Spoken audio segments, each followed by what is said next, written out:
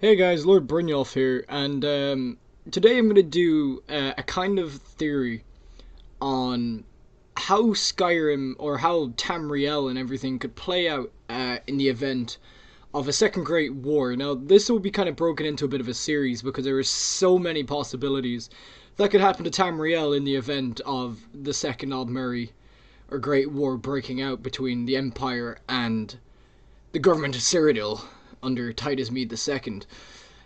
First off, let me say there's a few different things that could really affect the outcome of each situation. The event of the Emperor being assassinated, the event of the secession of the Stormcloaks from the Empire in Skyrim. But I'm gonna primarily focus on a situation where the Stormcloaks won independence from the Empire and what I personally think they would do to kind of solidify themselves as a kingdom.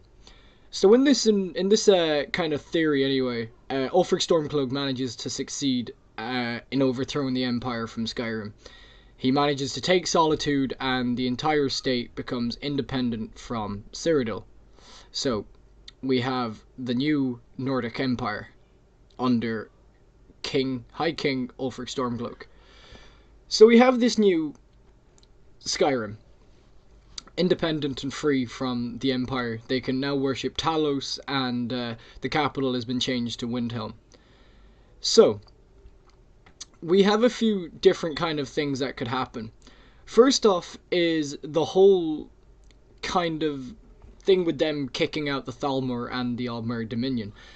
This kind of removal of the Dominion from Skyrim would cause a lot of tension between Cyrodiil and the Aldmeri Dominion.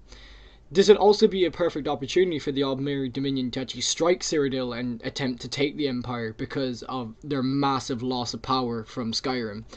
Because there was obviously a lot of different kings and jarls in Skyrim that supported the Empire, such as Solitude, there was Falkreath, Whiterun, there was different regions.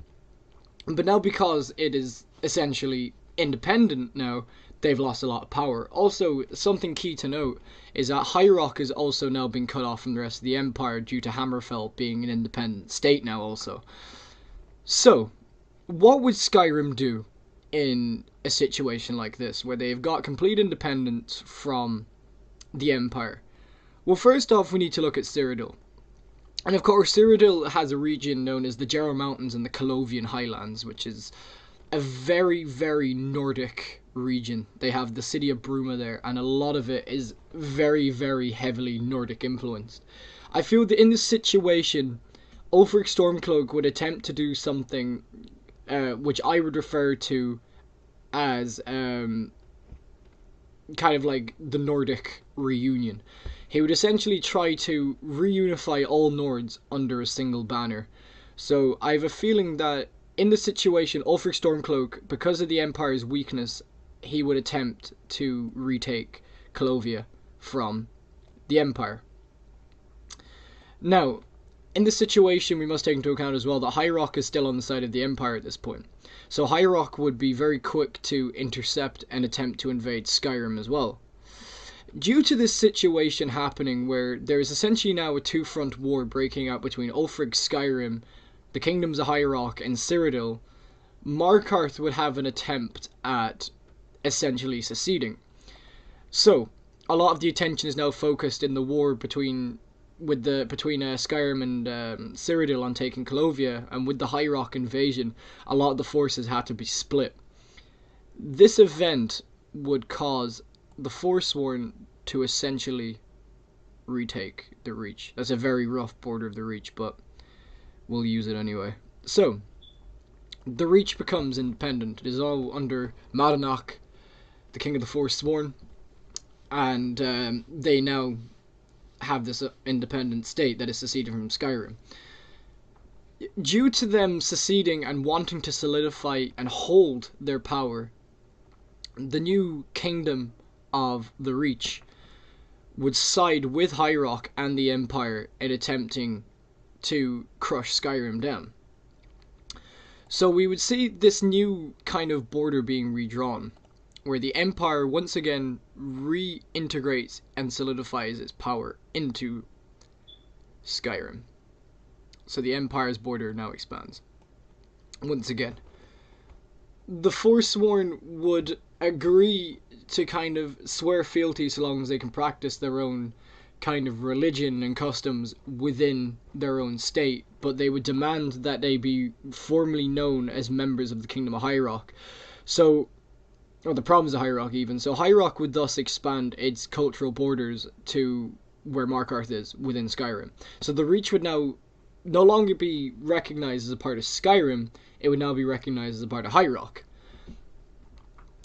So, we will disinclude the Aldmeri Dominion in this situation for present, and we're more focused on the Cyrodiilic situation. So, the border is expanded. The Stormcloaks are now laying siege to Bruma, and for a short time they managed to succeed in taking Bruma away. So the border would look something like this. But they are having issues in retaking the rest of Calovia and holding back. Cyrodiil is somewhat struggling, but they're managing to hold them back. But due to High Rock's kind of intervention and the intervention of the new formed Reach Kingdom, or the Kingdom of the Reach, there would be a lot of counterflanking and besieging of Stormcloak or Nordic cities by the sides from High Rock.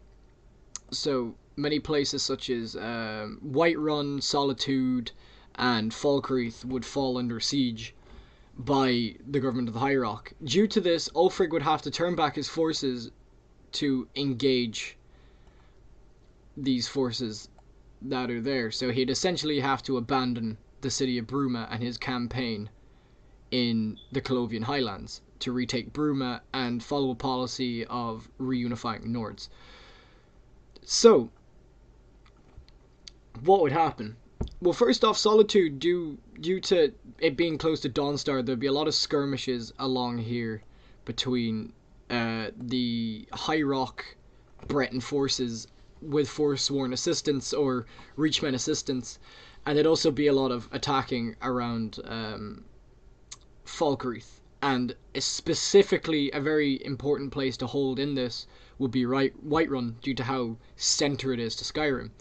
But because of the lack of attention that the Skyrim government or the Skyrim's army has been focusing on Cyrodiil, this allows Cyrodiil to now counter-march back up towards Skyrim to retake regions back off them, including Bruma. So Bruma once again would fall back under the border of the Empire. So this disappears, and we'll say that as one border. So what would happen? Well, essentially, in this kind of Stormcloak alternate situation, they would fall. They would not be able to withstand against a two-pronged attack and a secession by another city, because it was a massive drop in power. And because they had to focus their attention on two wars, they would not have been possibly able to do it. They just wouldn't have been able to. It wouldn't have been possible in this situation. So once again, Skyrim is reinvaded from both sides by the Empire and by High Rock and their new Reachman allies. So, essentially, the Stormcloaks fall. Ulfric Stormcloak is dethroned, he is imprisoned and essentially executed for treason because they reintegrate Skyrim into the Empire. So the border expands, and the Empire's border rejoins with Cyrodiil. So this would be a very key situation in this now, because the Aldmeri Dominion is fully aware of the conflict that is going on in the Somerset Isles. So in this situation, we will conclude that the Aldmeri Dominion is essentially going to fund nationalism within the state.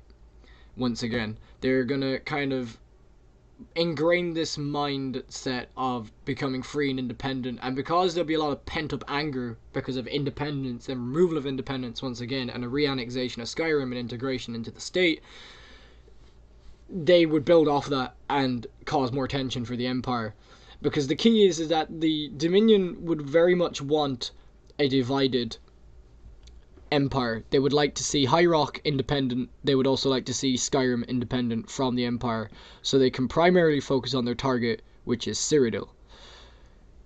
So, in this situation, the Kingdom of High Rock, or the province of High Rock, now expands into parts of Skyrim, but due to the Forsworn swearing fealty and showing loyalty towards Cyrodiil, they are granted extra regions to expand the reach that comes to here.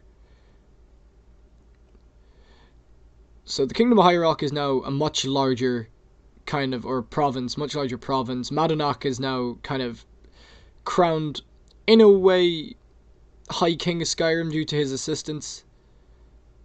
Although he's not really a part of it, but temporarily until they can find a better suit, they would use Madanach. Because they know that Madanach has a disdain towards Nords. And they know that Madanach would do anything to stop the Nords from retaking his land, and they would also, he'd be able to kind of stop this idea of nationalism within the state. But eventually Madanach would be cast out of his office of High King, and a new High King would be appointed, probably under Brunwulf Freewinter in Windhelm, because he is an Imperial sympathizer. It is well known that he does not like the racial discrimination that the Windhelm, or the people of Windhelm, hold, and what Ulfric Stormcloak holds. So Brunwulf Freewinter is put High King of Skyrim. He is found to be a suitable kind of thing. High Rock is then fully, or the Reach is fully integrated into the province of High Rock and becomes a part of this here. So it is no longer involved in the politics of Skyrim. So Skyrim now only consists of Falkreath, Winterhold, Whiterun, Windhelm, Dawnstar, and Solitude. And of course, Riften. So in this situation, there is no invasion yet from the Aldmeri Dominion, but it was more focused on what the Stormcloaks, or Ulfric Stormcloak, would attempt to do if he had gained independence. And in this case, it turned very much against him. So this is kind of part one to this kind of mini-series. I hope you guys have enjoyed. Please kind of leave your opinions on this situation, and feel free to elaborate on things you think would go differently, because a discussion is always kind of encouraged and stuff like that. But thank you guys for watching. This has been Lord Brynjolf.